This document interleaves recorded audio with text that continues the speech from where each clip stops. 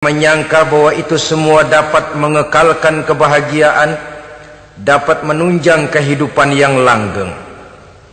Ada yang berlomba-lomba mengejar-ngejar harta. Seluruh waktu dalam hidupnya habis untuk mengejar harta. Tidak peduli siang atau malam, sore atau pagi. Sujud tidak lagi sempat, Allah dilupakan dengan agama jauh. Ada yang berlomba mengejar-ngejar pangkat, jabatan dan kedudukan. Tidak peduli menjilat ke atas, menginjak ke bawah atau menyikut kiri dan kanan. Bahkan teman pun jadi lawan, lawan pun jadi teman. Bukan soal, yang penting pangkat terkejar. Ada yang berlomba memperbanyak kendaraan, sejak dari jet pribadi, pesawat kapal pesiar, sampai kepada mobil-mobil mutakhir. Ada yang berlomba memperbagus rumahnya. Ada yang berlomba memperbanyak istri dan anak-anaknya. Seluruhnya tenggelam di dalam perlombaan yang menurut ukuran mereka akan mendatangkan prestise, kemegahan dan kebanggaan. Allah subhanahu wa ta'ala menegur, memberikan peringatan dalam surah yang pendek, yaitu surah At-Takatsur. Alhaakumut takatsur hatta zurtumul maqabir kalla sawfa ta'lamun. Alhaakum ay syagalakum an ta'ati rabbikum.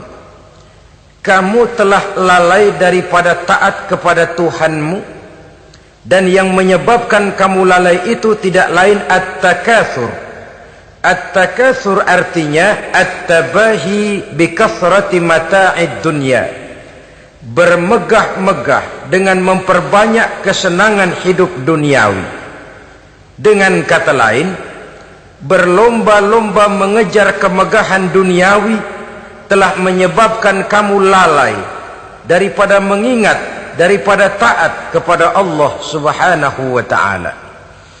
Apabila orang cenderung materialistis, seluruh kegiatan hidup dikerahkan untuk berlomba memperbanyak materi. Apa namanya harta benda, apa namanya rumah, apa namanya pangkat dan jabatan, maka dikala itu seseorang akan sangat mudah lalai daripada taat kepada Allah subhanahu wa ta'ala. Hilanglah kesadaran bahwa sesungguhnya apapun yang kita miliki dalam kehidupan dunia ini tidak lain hanya barang titipan sementara.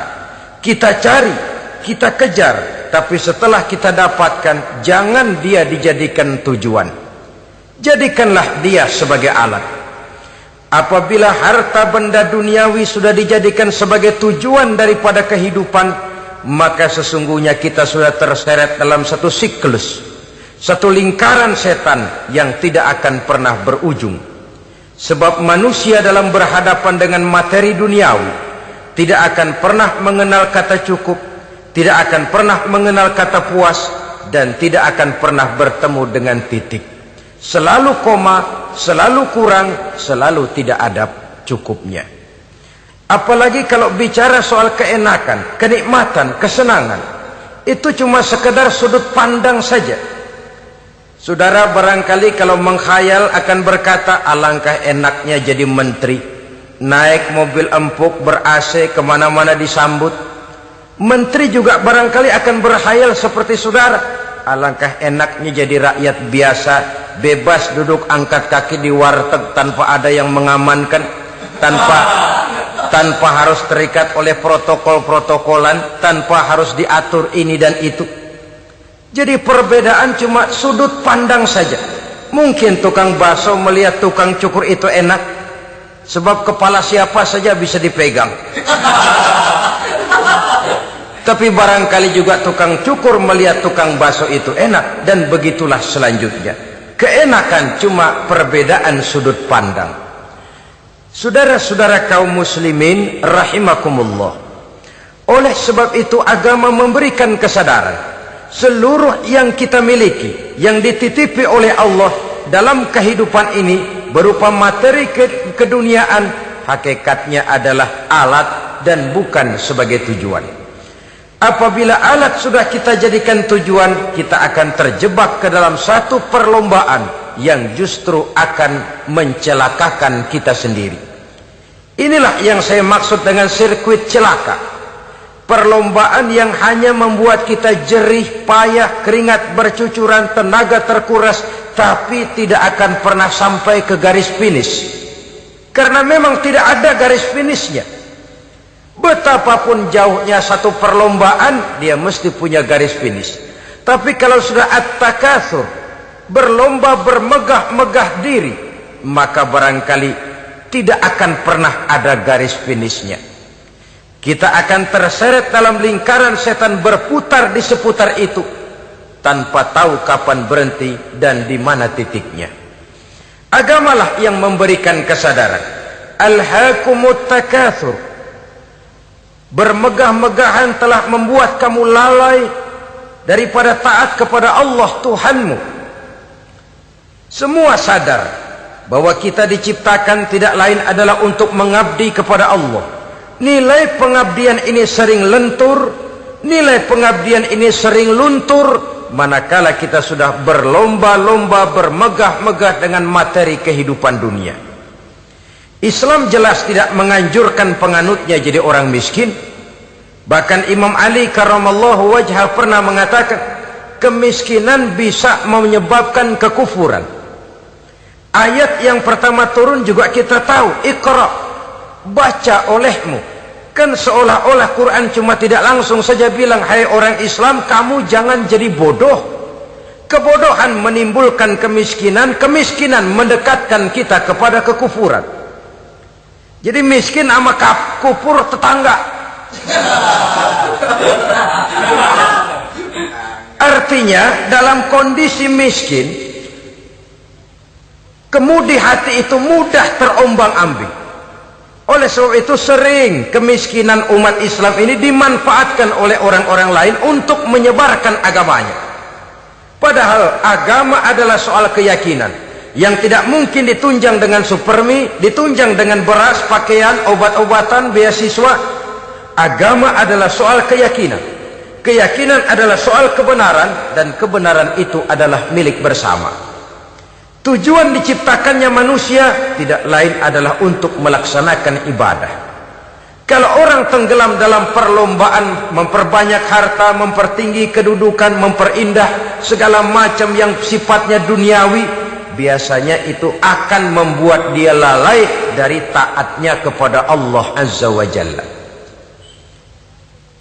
Kadang bukan hanya lalai daripada taat, juga sering terjebak kepada maksiat. Karena kalau pola pandang dan tolok ukur sudah benda duniawi semata-mata, sangat tidak mustahil orang lalu terjebak ke dalam prinsip menghalalkan segala cara. Asal sudah tujuan tercapai, cara apapun halal. Akhirat nomor 18. Nah, bukankah memang barangkali kita sejak kecil sudah dilatih untuk materialistis? Umpamanya kita hanya sering dilatih untuk takut kepada yang konkret-konkret saja, takut kepada yang nyata-nyata saja. Seorang ibu kalau menakuti anaknya, aduh nak, kenapa ini kau kerjakan? Kalau bapakmu tahu, waduh, habis kamu. Nah, kita lihat, kalau bapakmu tahu, kalau polisi tahu, kalau hansip tahu, kalau satpam tahu. Tapi jarang seorang ibu menanamkan kepada anak, nak, kenapa ini yang kau lakukan, nak? Bukankah kau tahu Allah lihat, Allah tahu, Allah dengar, Allah, nak? Diajarkan takut kepada yang gaib. Karena kalau takut dia kepada polisi, dia pasti bisa cari tempat lain dong yang polisi kagak lihat. Kalau takut dia kepada satpam, minggir dong ke tempat yang kira-kira satpam nggak lihat. Tapi kalau sudah takut itu terpulang kepada Allah, kepada yang gaib, tidak sejengkal tanah pun yang terhalang dari pengetahuan Allah. Tapi itulah salahnya kita. Sejak kecil anak-anak sudah kita latih untuk takut hanya kepada yang konkret-konkret saja. Akibatnya sampai dia besar melembaga dalam kehidupannya. Dia nyolong, kata temannya, kamu nyolong ya? Iya. Kok nyolong sih? Emang? Kenapa nyolong? Biarin.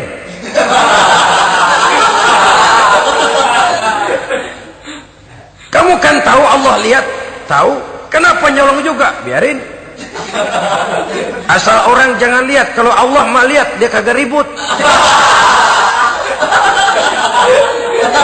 Allah nggak ribut katanya. Nah, ini kan satu refleksi yang timbul daripada kenyataan. Jikalau orang hanya dijejali rasa takut kepada yang konkret-konkret saja, kepada yang zohir-zohir saja, yang akan tumbuh lalu mental kucing. Sopan, tenang, kalem, ayem, nggelenggem. Kalau ada orang, sedikit orang meleng, kucing kelihatan watak aslinya. Saudara-saudara kaum muslimin rahimakumullah. Oleh sebab itulah maka agama lewat surah yang kita bicarakan pada pertemuan ini memberikan peringatan. Kala, jangan begitu dong. Kamu boleh mencari dunia, silahkan cari harta yang banyak, cari pangkat yang tinggi, tapi jangan itu membuat kamu lalai daripada taat terhadap Allah subhanahu wa ta'ala.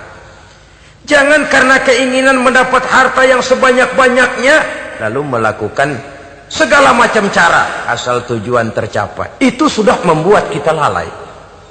Jangan karena ingin mengejar kedudukan yang tinggi lalu jilat atas injak bawah. Nggak mempan jilat, dukun dipakai.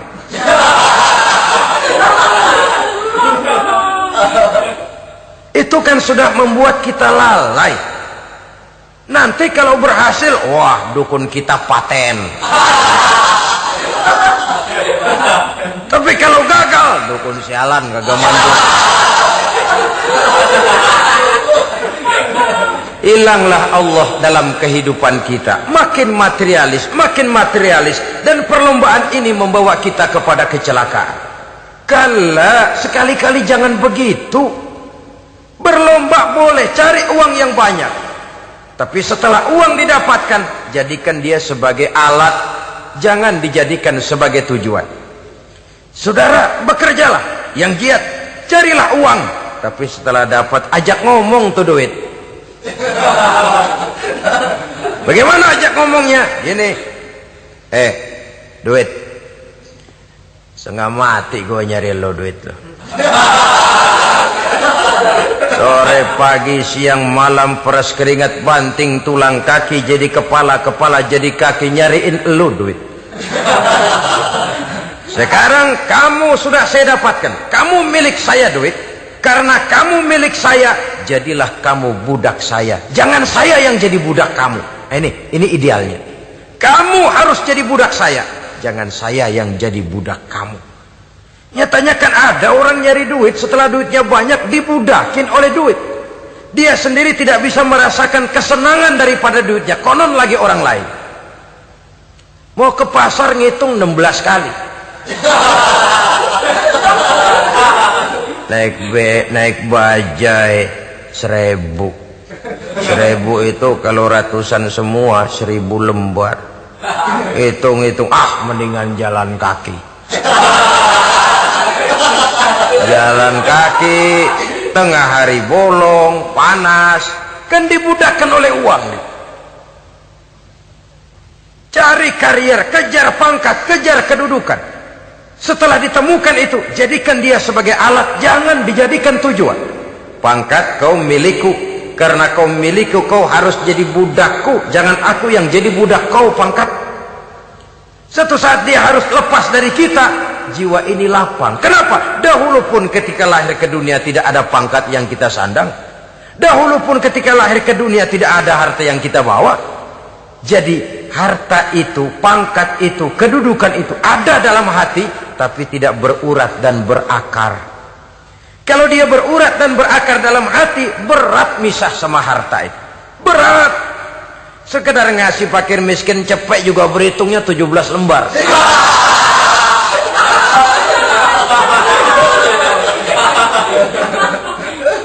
Dengar di kantornya mau ada mutasi, pindah dia dari tempat basah ke tempat kering, baru berita burung udah meriang duluan. Ini nanti bagaimana, itu nanti bagaimana, ini nanti bagaimana.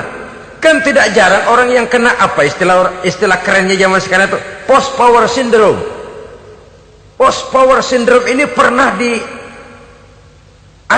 oleh Nabi. Kata beliau, irhamu salasatan minan nas, sayangilah 3 macam manusia. Siapa mereka? Pertama, azizan zalla, orang terhormat yang jatuh hina. Ini yang sering terkena post power syndrome. Biasa kemana-mana dikawal, dihormati, datang ke tempat ini protokol siap, ini serba diatur, semua serba beres. Begitu jabatan selesai atau pensiun, habis orang gak indah-indah. Dia lihat orang diemin aja, orang diemin, orang tonton. Ini kalau nggak kuat mentalnya, itu kena post power syndrome. Akibatnya ya bisa jantungan, bisa leper, bisa darah tinggi. Ya penyakit-penyakit yang zaman dulu kita nggak kenal. Ini kan makin banyak dokter, makin maju ilmu kedokteran, makin aneh penyakit. Saudara hadirin yang saya hormati, post power syndrome kena apa yang dinamakan frozen emotional attitude. Tidak kuat menghadapi kenyataan. Azizan zalla, orang terhormat yang jatuh hina, itu sangat perlu dikasihani. Yang kedua, ghaniyan qad iftaqara, orang kaya jatuh miskin. Ini juga sama. Biasa hidup apa ada, serba ada, lalu harus hidup apa adanya. Ini kalau kurang-kurang kuat benar-benar memble ini.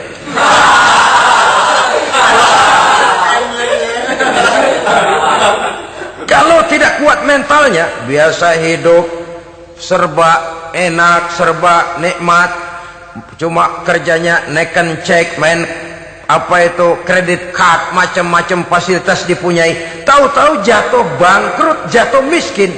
Kalau tidak fondasi agamanya kuat, bisa gantung diri, bisa bunuh diri, bisa frustasi, bisa terkena psikosomatik, tekanan jiwa mempengaruhi faktor biologis, timbullah tekanan, terjadilah penyakit aneh-aneh. Al-ghaniyan qad iftaqara, orang kaya jatuh miskin, itu perlu dikasihani. Yang ketiga, wa faqihan yal'abu bihil juhal, ahli fikih tapi dipermainkan oleh orang-orang bodoh. Hanya kebetulan orang bodoh itu punya kekuasaan. Hukum bisa dipesan.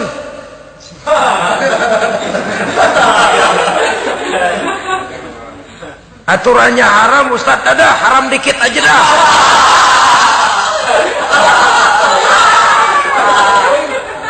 Sibuklah tuan fakih ini, ahli fikih ini mencari dalil kebet sana kebet sini supaya yang tadinya haram benar bisa jadi haram sedikit. Padahal yang minta ini orang bodoh, tidak ngerti agama, cuma karena punya kekuasaan dipermainkan oleh orang yang fakih. Orang yang fakih ini dipermainkan. Kasihan orang yang seperti itu. Wa faqihan yal'abu bihil juhal, ahli fikih tapi dipermainkan oleh orang-orang bodoh. Akibatnya karismanya hilang, wibawanya lenyap. Dia menyangka bahwa dengan mengharam-haram sedikit-sedikit itu dia bisa mendapat keuntungan yang berganda-ganda, padahal akibatnya itu hanya akan membawa kecelakaan saja. Allah peringatkan benar, kala, sekali-kali jangan begitu. Cari uang yang banyak silahkan, ngejar kedudukan yang bagus boleh, bikin rumah yang hebat silahkan, ada kendaraan bagus silahkan, tapi jangan sampai kamu terjebak kepada sirkuit celakai, perlombaan yang tidak ada garis finishnya. Sering dicontohkan orang menghayal, melamun, kamu kenapa nggak mau ibadah? Lah bagaimana mau sembahyang, saya di Jakarta masih ngontrak.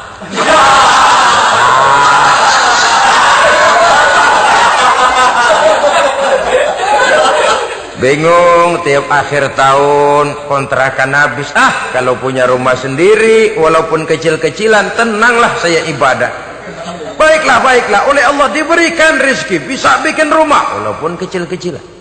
Sudah punya rumah sendiri, belum juga ibadah, apalagi mulur lagi. Habis bagaimana mau sembahyang, rumah kecil banget, pinggir kali, asal hujan bocor ya.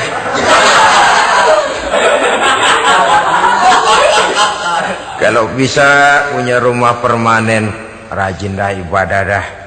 Iyalah, diberikan rezeki bisa bikin rumah besar, kamarnya banyak, halamannya luas. Kendaraan belum ada, perabotan belum lengkap. Sudah ada kendaraan, belum kayak orang-orang. Sudah kayak orang-orang, masih sama dong, kudu di atas. Kapanlah selesainya? Kala, sekali-kali jangan begitu. Jangan kamu mengumpulkan harta bermegah-megah membuat kamu lalai dari taat kepada Tuhanmu. Engkau tinggalkan rukuk dan sujud, engkau jauh dari masjid, engkau kering dari kehidupan beragama. Sebab itulah maka pembangunan fisik material tidak bisa dipisahkan dengan pembangunan mental spiritual. Tidak hanya cuma dalam teori, tapi juga harus dalam praktek. Selalu pembangunan yang hanya mengarah kepada fisik material, jauh dan kering dari agama, hanya akan melahirkan manusia-manusia materialistis yang terjebak di dalam sirkuit celaka perlombaan yang tidak pernah mengenal garis finish. Sebab itu agama mengajarkan, orang kaya itu siapa sih? Yang banyak duit? Belum tentu. Yang kebunnya di mana-mana ngebelatak? Belum tentu.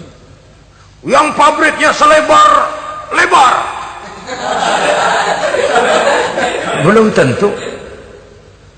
Yang punya segala macam peternakan, dari peternakan gajah sampai peternakan kutu?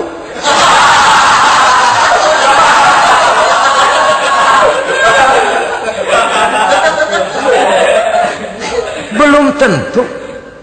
Agama memberikan tuntunan yang sangat luhur. Orang kaya itu adalah orang yang hidupnya cukup. Orang miskin itu orang yang selalu merasa kurang. Bagaimanapun banyak duit saudara miliki, kalau masih merasa kurang, masih miskin saudara. Saya punya uang 1.000 rupiah, Anda punya uang 1 juta rupiah. Mungkin saya lebih kaya dengan uang yang 1.000 ketimbang Anda 1 juta. Kenapa? Dalam tangan saya uang 1.000 besar, artinya sesuai dengan kebutuhan saya. Tapi di tangan Anda uang 1 juta, kebutuhan Anda lebih besar daripada itu lagi. Maka agama mengajarkan sifat qanaah, merasa cukup, dan itulah sumber kekayaan yang hakiki. Orang kaya adalah orang yang hidupnya cukup. Kalla saufa ta'lamun, jangan begitu, nanti kamu akan tahu. Summa kalla saufa ta'lamun, jangan sekali-kali begitu, suatu saat kamu pasti akan tahu. Kalla law ta'lamuna ilmal yaqin thumma latarawunnaha 'ainal yaqin thumma latus'alunna yawma idzin 'anin na'im. Nah, kapan perlombaan ini akan menyadarkan orang biasanya? Hatta zurtumul maqabir, sampai kamu dekat ke liang kubur. Itu biasanya kalau istilah orang sekarang baru ngeh. Asal sudah napas sampai tenggorokan disambung dengan selang, sudah Senin Kemis dibantu dengan alat picu jantung, gerak gerak gerak gerak, sudah kayak orang mau gergaji kayu. Dikala itu barulah sadar orang biasanya. Dan kesadaran semacam itu, kesadaran yang terlambat, kesadaran ala Fir'aun. Fir'aun selagi hidup diajak beriman dan nehi aja.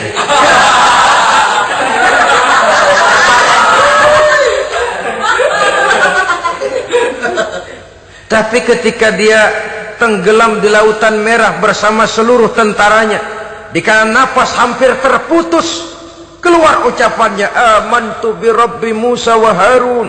Aduh, kalau begini mah saya juga percaya kepada Tuhannya Musa dan Harun. Saya beriman kepada Allah. Lagi timbul tenggelam mau sekarat baru beriman. Hatta zurtumul maqabir, kamu telah lalai dari sebab bermegah-megah sampai kamu masuk ke liang kubur, dekat ke liang kubur. Kalimat zurtum di sini menjelaskan bahwa kubur itu tidak selamanya. Zurtum itu dari kalimat zaro ya zuru, berziarah. Orang berziarah kan sebentar. Ke kubur itu sama dengan berziarah kita di situ. Sebentar, tidak akan selamanya, tidak akan kekal dalam kubur. bahwa kubur itu cuma satu halte dari sekian halte yang harus kita jalani. Hatta zurtumul maqabir ay mutum wa dufintum fil kubur, sampai kamu mati dikubumikan dalam kubur, barulah kamu sadar bahwa perlombaan itu hanya sia-sia, bahwa perlombaan itu tidak akan pernah mengenal garis finish, bahwa perlombaan itu akan membuat kamu celaka. Begitulah umumnya kebanyakan orang yang terjebak ke dalam paham materialis, baru menyadari kesalahan langkahnya pada saat napas sudah sampai di tenggorokan. Ternyata uangnya yang miliaran rupiah tidak sanggup menyambung nafasnya. Ternyata kendaraan yang serba mewah berkilat tidak sanggup meneruskan kehidupannya. Ternyata pangkat jabatannya yang tinggi yang membuat dia menyebabkan temannya jadi lawan, lawannya jadi teman, tidak akan sanggup menghentikan sang malaikat maut. Kalau keadaan sudah begitu, baru sadarlah kita terlambat. Karena saat seperti itu akan dihadapi oleh setiap orang. Kala, jangan begitu. Sadarlah kamu bahwa kalau sudah dekat ke liang kubur kamu baru insaf, itu terlambat. Sebelum nafas sampai di tenggorokan, pintu tobat masih selalu terbuka. Tapi manakala nafas sudah sampai di tenggorokan, tertutuplah pintu tobat untuk orang yang bersangkutan. Oleh sebab itu, perlombaan dengan bermegah-megah terhadap materi duniawi, tolok ukur dan pandangan hidup yang terbatas kepada wujud benda semata-mata, memang sering menyebabkan orang lalai, sering menyebabkan orang lupa diri, tidak sadar tentang hakikat yang terpenting dari kehidupan ini, yaitu tentang dari mana dia datang, di mana dia sekarang, dan kemana dia akan pulang. Sungguh, ilmu pengetahuan tidak akan pernah mampu menjawab persoalan ini. Sungguh, filsafat juga tidak berdaya menghadapi pertanyaan seperti ini. Hanya agama yang mampu memberikan kepastian batin tentang hakikat dari mana kita datang, di mana kita sekarang, dan kemana kita akan pulang. Makin kita renungi pertanyaan ini, makin kita menemukan diri sendiri. Dan makin kita menemukan mengenal diri sendiri, kita akan semakin mengenal Allah subhanahu wa ta'ala. Semakin kita mengenal Allah, maka akan semakin terpanggil kita untuk dekat dengannya, mentaati segala perintahnya, dan berupaya menjauhi segala yang dilarangnya. Dengan demikian selamatlah kita dari satu perlombaan yang hanya akan menyeret kita kepada menghalalkan segala cara, jauh dari agama, jauh dari Allah, bahkan jauh dari sesama manusia. Karena umumnya perlombaan seperti ini akan cenderung melahirkan manusia yang egois. Muslimin rahimakumullah. Lebih jauh, mari kita mengikuti peringatan Allah dalam surah Al-Munafiqun ayat 9. Di sini Allah Subhanahu wa taala mengingatkan, A'udzu billahi minasy syaithanir rajim. Ya ayyuhalladzina amanu la tulhikum amwalukum wala auladukum an dzikrillah wa may yaf'al dzalika fa ulaika humul khasirun. Hai orang-orang yang beriman, jangan sampai hartamu dan anak-anakmu melalaikan kamu daripada mengingat Allah. Wa may yaf'al dzalik, barang siapa yang melakukan hal seperti itu, fa ulaika humul khasirun, maka merekalah sesungguhnya orang-orang yang merugi. Rugi dunia, rugi akhirat. Disebutkan di sini dua hal yang sering menyebabkan kita jadi lalai. Amwal dan aulad. Harta dan anak-anak. Materi dan keluarga. Perlombaan di dalam mengumpulkan materi sering menyebabkan kita menjadi lalai. Begitu juga amanah berupa anak ini sering kita lalaikan atau sering membuat juga kita menjadi lalai. Kita lalaikan dalam arti bahwa keduanya, baik harta, baik anak, merupakan amanah dari Allah. Setiap orang tua akan dimintakan pertanggungan jawab. Apabila kita lalaikan amanah ini, maka resikonya akan kembali juga kepada kita. Tapi satu hal yang jelas dalam ayat 9 surah Al-Munafikun ini, bahwa perlombaan memperbanyak harta dan anak-anak yang masuk dalam kelompok at-takatsur itu tadi akan menyebabkan orang khasiru, termasuk ke dalam kelompok orang-orang yang rugi. Perlombaan yang hanya akan membawa kerugian semata-mata. Kemudian di dalam satu hadis Rasulullah sallallahu alaihi wasallam memberikan peringatan. Beliau bersabda, "Iza azzamat ummati dinaran wa dirhaman, nuzi'at minha haibatul Islam. Wa iza tasabat ummati saqatat min ainillah. Wa iza turikatil amru bil ma'rufi wan nahyu 'anil munkari, hurimat 'alaihim barakatul wahyi." Ada tiga hal yang kalau kita kerjakan akan menimbulkan tiga macam akibat di dalam hadis ini. Pertama, iza azzamat ummati dinaron wa dirhaman. Apabila umatku sudah mengagung-agungkan dinar dan dirham, artinya kalau umatku sudah jatuh menjadi umat yang materialistis, segalanya diukur dari dinar dan dirham. Dinar dan dirham ini kalau bahasa Inggrisnya dokat.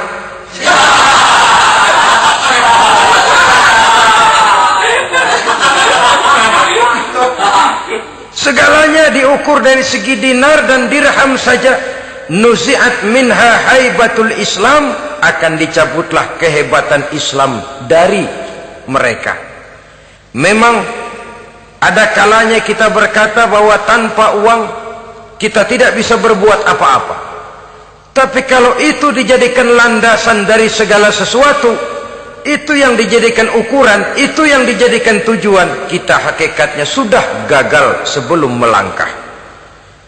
Apapun saja profesi kita, apabila sudah menjadi pendewa dinar dan dirham, akan hilanglah kehebatan Islam, akan dicabut kehebatan Islam itu. Umat Islam bisa dibeli, ulama bisa dikontrak, kiai bisa dicarter. Saudara hadirin ma'asyiral muslimin rahimakumullah, apabila umatku sudah membesar-besarkan dinar dan dirham, bermegah-megah dengan itu, berlomba-lomba memperbanyak itu yang menjadi tujuan dan tolok ukur dari segala kegiatan, nuzi'at minha haibatul Islam, akan dicabutlah kehebatan Islam. Hilang itu wibawa. Walaupun dia bernama umat mayoritas dalam jumlah, tetapi dia minoritas dalam peranan. Mayoritas dalam bilangan, tapi minoritas dalam percaturan kegiatan hidup ini. Kita ingat di zaman pengembangan Islam di masa Rasulullah sallallahu alaihi wasallam, mereka berlomba-lomba mengorbankan dinar dan dirhamnya untuk kepentingan agama, bukan mengorbankan kepentingan agama untuk mencari dinar dan dirham. Kita di zaman sekarang sering terjadi penjungkiran nilai, terbalik yang kita amalkan. Nabi Ibrahim mengorbankan putranya Ismail untuk kepentingan agama. Kita sering sekarang ini mengorbankan kepentingan agama untuk anak-anak kita. Dulu anaknya yang dikorbankan buat agama, sekarang agamanya dikorbankan buat anak. Dulu dinar dan dirham dibelanjakan untuk menopang agama, sekarang agama dijadikan alat untuk mencari dinar dan dirham. Saudara-saudara kaum muslimin rahimakumullah, memang apabila dinar dan dirham digunakan untuk penyangga perjuangan, itulah idealnya.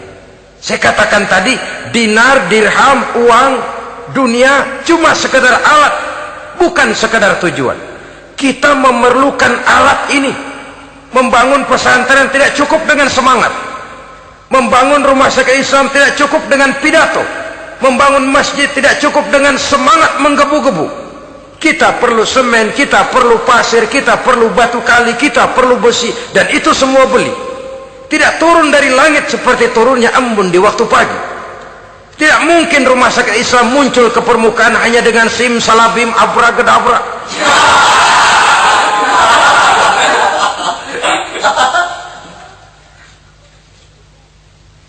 Oleh sebab itu, saya bersyukur kecenderungan belakangan ini pengajian-pengajian akbar di berbagai tempat tidak hanya sebagai ajang untuk menanamkan akidah, membina ukhuwah, tapi juga menjadi sarana di mana kita mengumpulkan dana, menghimpun potensi umat, menginventarisir potensi untuk kepentingan pengembangan daripada agama. Meskipun ada satu dua orang yang salah paham tentang ini, sampai kemudian saya mendapat satu merek yang cukup tidak enak untuk didengar, mengkomersilkan pengajian katanya, karena memang ada pengajian yang menggunakan sistem karcis, sebenarnya juga tidak etis. Undangan berikut infak yang seluruh hasilnya digunakan buat kepentingan agama, apakah itu rumah sakit, apakah itu madrasah, apakah itu masjid, dan 1 sen pun saya tidak menuntut bagian dari itu. Saya malah berprinsip sepanjang saya masih laku untuk dijual dan itu memang buat kepentingan agama, persilahkan jual saja, asal buat masjid, pesantren, madrasah, rumah sakit Islam, kegiatan syiar dan dakwah, silakan. Tapi kalau sudah dijual buat kepentingan pribadi, memperkaya diri sendiri, tentunya dunia akhirat sulit untuk ridho kepada tingkah laku yang semacam itu. Kita memerlukan dana, umat di daerah membangun memerlukan dana, dan dana itu tidak hanya datang begitu saja. Kita bersyukur bahwa untuk menghadiri pengajian sekarang ini orang mau mengeluarkan uang, mau memberikan infak dengan ikhlas, tidak dengan keterpaksaan. Kenapa tidak? Sehingga ini lalu diinventarisir untuk kepentingan pembangunan agama. Ratusan juta rupiah terkumpul dari pengajian-pengajian rutin ini, pengajian-pengajian akbar ini. Puluhan masjid terbantu, rumah sakit Islam terbantu, musola selesai. Ya walaupun tidak lalu semuanya beres, tapi gemaknya itu sudah cukup menyentuh untuk menyadarkan orang bahwa harta baru kekal kalau dia sudah dibelanjakan di jalan Allah. Nah, yang celaka kalau dinar dan dirham itu yang dijadikan tujuan. Mengadakan pengajian semata-mata untuk cari uang, uangnya buat kantongnya dewe. Itu yang membuat dicabutnya kehebatan Islam itu. Segalanya diukur dari sudut itu. Sehingga ketika seseorang datang bertanya tentang hal-hal yang berkaitan dengan ini, maka hal semacam ini sesungguhnya satu nikmat yang perlu kita syukuri sepanjang menginventarisir potensi umat benar-benar digunakan buat kepentingan daripada agama kita. Jadi peringatan tegas dari Nabi ini, iza azzamat ummati dinaron wa dirhaman nuzi'at minha haibatul Islam. Apabila umatku sudah mengagung-agungkan dinar dan dirham, maka akan dicabutlah kehebatan Islam dari tengah-tengah mereka. Remeh saja orang memandang kita, enteng saja orang memandang kita. Satu. Yang kedua, patuhlah mereka dalam pandangan Allah. Kalau sesama umat ini sudah saling menjelekkan, apakah yang menjelekkan itu lebih bagus dari yang dijelekkan di hadapan Allah? Dua-duanya sama rendahnya.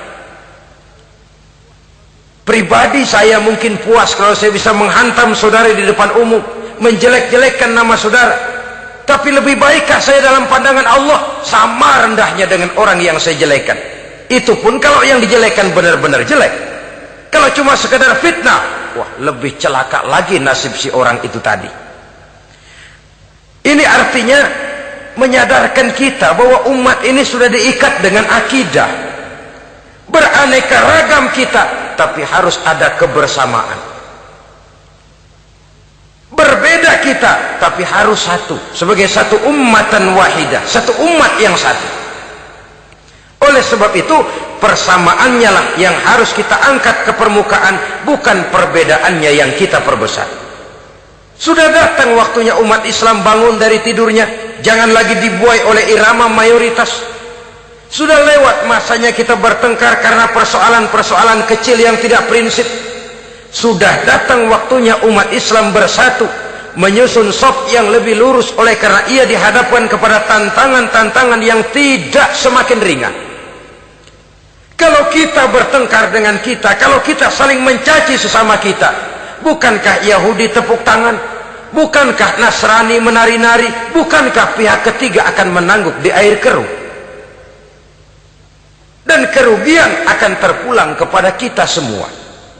Tapi inilah realita,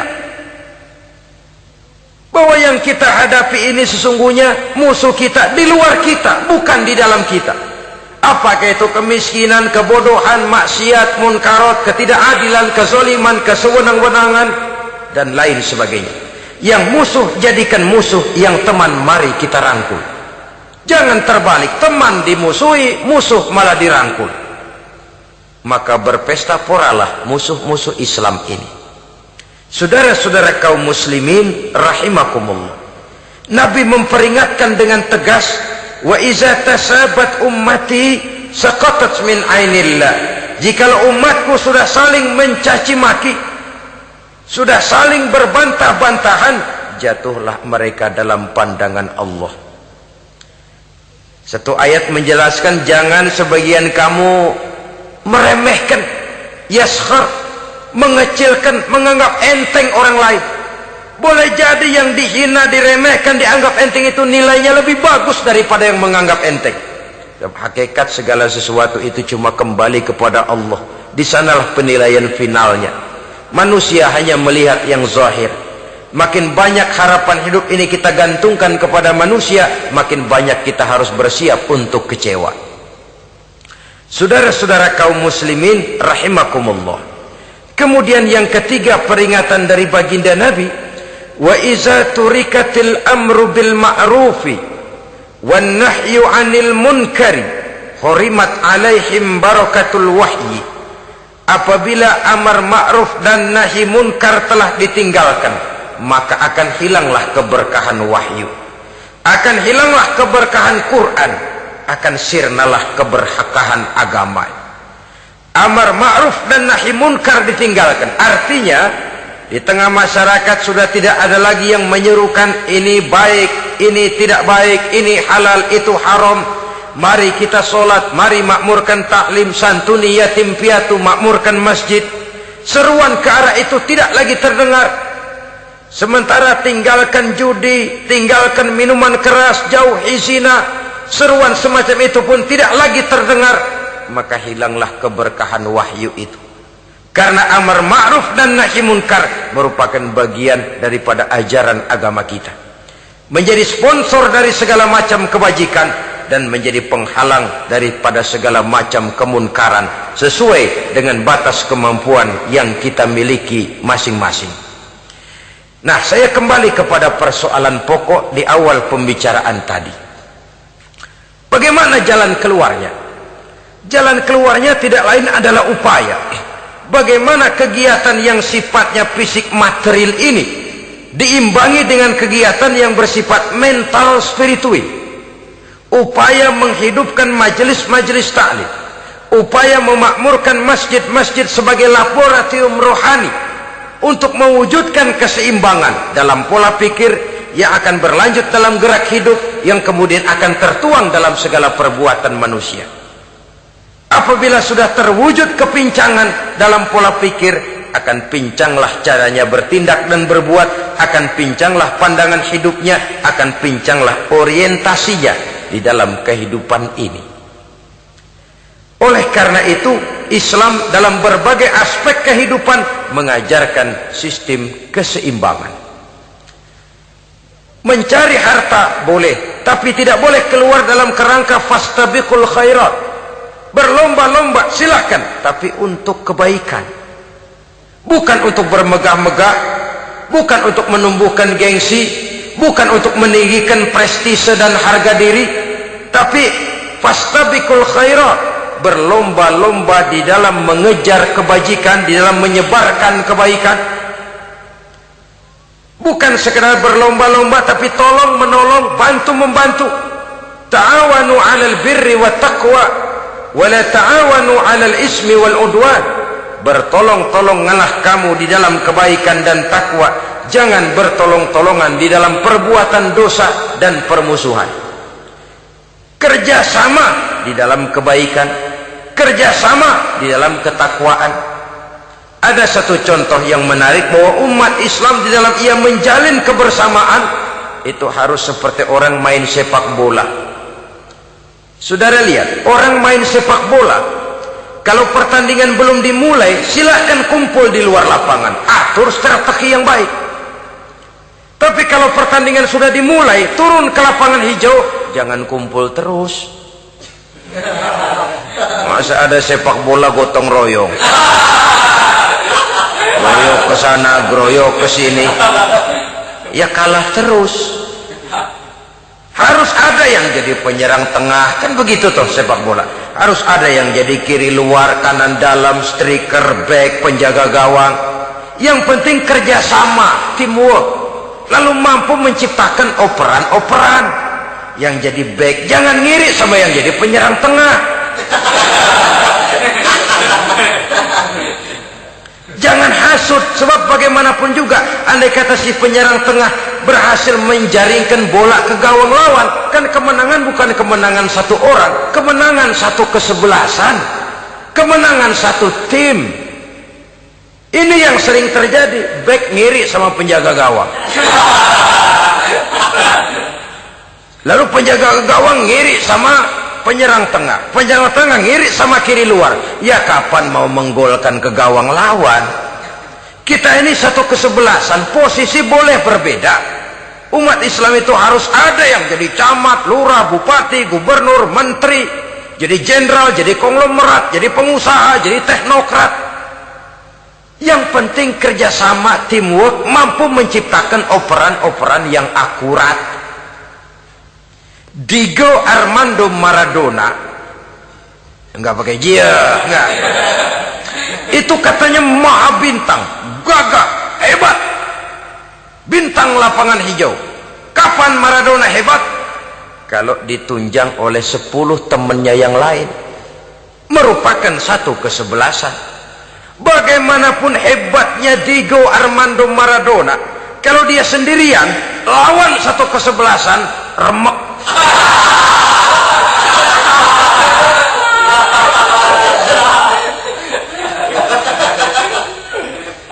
Dia hebat, dia jenius, dia maha bintang karena dapat operan dari teman-temannya.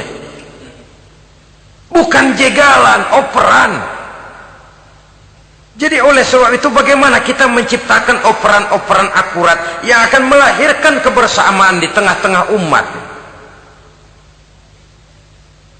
Artinya satu contoh saja, misalnya seorang pengusaha besar, oleh karena kesibukannya di dunia bisnis, tidak perlu jadi ketua pembangunan musola, tapi kalau ada musola belum selesai, operan. Operannya itu yang penting. Apa yang dioper itu, semen, apa batu kali, apa besi, yang penting operan. Operannya akurat. Kadang-kadang ada terjadi juga frustasi ngelihat lawan kesebelasannya terlalu kuat, ngoper ke gawang sendiri, jebol. Kan sering terjadi begitu. Muslim didukung oleh umat Islam, ketika punya posisi menguntungkan malah mempersulit Islam. Ini kan ngoper ke gawang sendiri, bunuh diri namanya. Boro-boro jebolin gawang lawan, asal jangan bunuh diri juga lumayan. Jadi kalau saja kita mampu menciptakan kebersamaan seperti ini, baju boleh berbeda. Seorang muslim boleh dibungkus baju ABRI, boleh dibungkus baju dokter, boleh dibungkus baju teknokrat, boleh dibungkus baju konglomerat, sekedar baju. Tapi kalau terbukalah baju itu, kelihatan dadanya, terbersit nilai imannya, meresap sampai ke tulang sumsumnya. Dan pada saat Islam dikuti-kuti, akan timbul kecintaannya, akan timbul, saya muslim dan saya bangga dengan Islam saya. Saya muslim dan saya mau berbuat untuk Islam saya. Saya muslim dan saya siap mati untuk Islam saya. Dengan baju apapun dia terbungkus, kalau roh, jiwa dan semangat semacam ini tertanam, saya yakin kita umat Islam akan mampu berbuat lebih banyak dengan mewujudkan operan-operan akurat yang sangat diharapkan oleh umat itu tadi.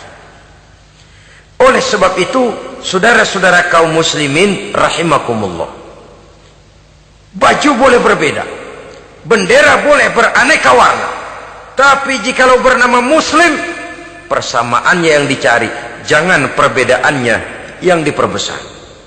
Nilai persaudaraan yang diikat dengan akidah semacam inilah yang banyak dicari orang, yang banyak menyebabkan orang masuk Islam. Di mana masjid kelihatan benar sebagai simbol kehidupan demokrasi dalam menciptakan ukhuwah, wawasan ukhuwah ini. Masjid simbol demokrasi. Siapapun masuk masjid buka sepatu, demokrasi. Siapapun orangnya, tidak peduli merek apapun sepatunya. Apa itu keluaran Cibaduyut Bandung? Apa itu modelnya Belli, Beltoni, Itali? Tidak soal, masuk masjid buka. Jumatan, kopral datang lebih dulu depan, pral. Jenderal datang belakangan, belakang saja, bral. Tidak ada fasilitas khusus dalam masjid, karena di rumah Allah semua manusia sama. Si jenderal jangan lagi merasa jenderalnya, si pengusaha jangan lagi menonjolkan kebosannya. Masjid adalah simbol demokrasi daripada kehidupan umat. Sebab itu jangan terjebak kepada sektoral di dalam kita berbicara tentang ukhuwah ini. Kita boleh terbungkus dengan baju apapun, tapi kalau di balik baju itu tidak lain jiwa Islam yang mau berkorban, mau mengeluarkan harta, bahkan siap mati untuk Islamnya, maka kebersamaan itu akan mudah kita wujudkan. Tapi sepanjang kita berpecah belah, sepanjang kita centang perenang, maka tidak akan banyak yang bisa kita lakukan. Satu-satunya perlombaan yang bukan hanya dibolehkan tapi bahkan sangat dianjurkan oleh agama, yaitu fastabiqul khairat, berlomba-lombalah di dalam kebaikan, berlomba-lomba di dalam memakmurkan masjid, berlomba-lomba di dalam menghidupkan majelis-majelis taklim, berlomba di dalam menegakkan yang ma'ruf dan menghancurkan yang munkar, berlomba di dalam menyantuni yatim piatu. Tapi prakteknya kan kadang-kadang terbalik. Kalau sudah kumpul yang diakur-akurin, udah nambah kebon belum? Pabrik udah diperluas belum? Bisnis sudah sejauh mana? Belum pernah ada ketemu lalu kongko, masjidnya udah digedein ya? Jarang yang ngomong begitu. Madrasahnya sudah bagaimana? Sejauh mana? Mesti yang enak itu ya nyocok-nyocokin. Bagaimana rumahmu sudah? Bagaimana kendaraanmu? Bagaimana pesawatmu? Bagaimana Bukankah itu juga takasur? Dari obrolan kan nanti yang belum kan timbul panasnya. Gile dia udah beli gituan, gue belum. Timbul panasnya, lalu berusaha, berlomba lagi, bersaing lagi, berlomba lagi, bersaing lagi. Walaupun persaingan perlu, karena tanpa persaingan orang jarang mikir. Hidup itu kalau nggak ada tantangan kan tidur kita. Orang hidup smooth gitu ya, jalan tenang, setenang ya nggak maju orang itu. Orang itu baru bisa mengalami kemajuan kalau dia sudah dihadapkan kepada tantangan, gemblengan, gojlogan, fitnahan, hinaan, caci maki. Persaingan itu perlu supaya orang mikir. Kalau mikir dia berbuat, kalau dia berbuat dia bisa maju. Tapi persaingan yang sehat, bukan persaingan yang lalu menimbulkan fitnah, menghancurkan nama baik orang lain, yang dilatar belakangi oleh sifat hasud, dendam, iri hati, lalu menghalalkan segala cara. Tidak, bukan itu. Persaingan yang sehat ini akan menjadi alat picu agar orang lalu berlomba di dalam kebaikan. Satu-satunya perlombaan yang bukan hanya boleh tapi bahkan sangat dianjurkan oleh agama, berfastabiqul khairat, berlomba-lomba di dalam berbuat kebaikan. Berlomba-lomba membangun masjid bukan berarti di sebelah masjid bangun masjid lagi, bukan. Kadang-kadang karena ada fastabiqul khairat, berlomba-lomba, nggak apa-apa dah. Di sebelah masjid bikin lagi masjid. Akhirnya azan perlombaan main kenceng-kencengan. Bukan itu yang diinginkan tentu, bukan itu. Bagaimana memakmurkan masjid, bagaimana memfungsikan masjid, bagaimana membina umat dan lain sebagainya. Jadi pembicaraan ke arah itu akan menimbulkan rangsangan untuk berlomba di dalam kebaikan. Kalau dia kok bisa menata masjidnya sampai makmur, jamaah senang datang ke sana, anak-anak muda betah di masjid, kenapa saya tidak? Apa konsepnya? Nah, ini kan berlomba, tapi berlomba dalam kebaikan. Kalau dia bisa menghimpun anak-anak muda lalu diarahkan kepada jalan yang positif, kenapa saya tidak bisa? Dia punya potensi yang saya juga punya. Berlomba di dalam kebaikan. Perlombaan semacam ini akan memberikan ketentraman karena jalan yang ditempuh jalan ibadah. Tapi kalau perlombaan materi, at-takasur tadi, yang timbul bukan ketentraman, panas. Karena panas, udah dekat, panas kan tetangganya hasut, dengki, iri hati, sakit, demam, orang lain maju, meriang. Lah kalau sudah begitu, hasut yang jadi bisikan hati, ya sudah, segala macam cara dilakukan untuk menjatuhkan orang lain. Dan itu sudah bukan lagi persaingan yang sehat. Saudara-saudara kaum muslimin rahimakumullah. Oleh sebab itu kita tutup pertemuan singkat kali ini dengan satu kesimpulan, bahwa harta adalah sekedar alat, bukan tujuan di dalam kehidupan. Tanpa harta barangkali orang sulit untuk bahagia, tapi harta semata-mata tidak merupakan jaminan bahwa orang lalu akan bahagia.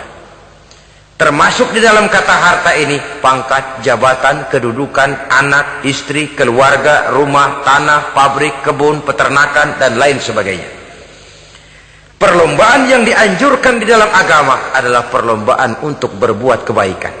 Maka masalahnya sekarang, bagaimana kita memanfaatkan harta ini untuk sebanyak-banyak kebaikan yang bisa kita lakukan. Semoga kita mampu melakukannya dan kita tidak termasuk dalam orang-orang yang celaka yang lantaran bermegah-megah dengan kesenangan dunia saja. Terima kasih atas segala perhatian, mohon maaf atas segala kekurangan. Usikum wa nafsi bitaqwallah. Wassalamualaikum warahmatullahi wabarakatuh.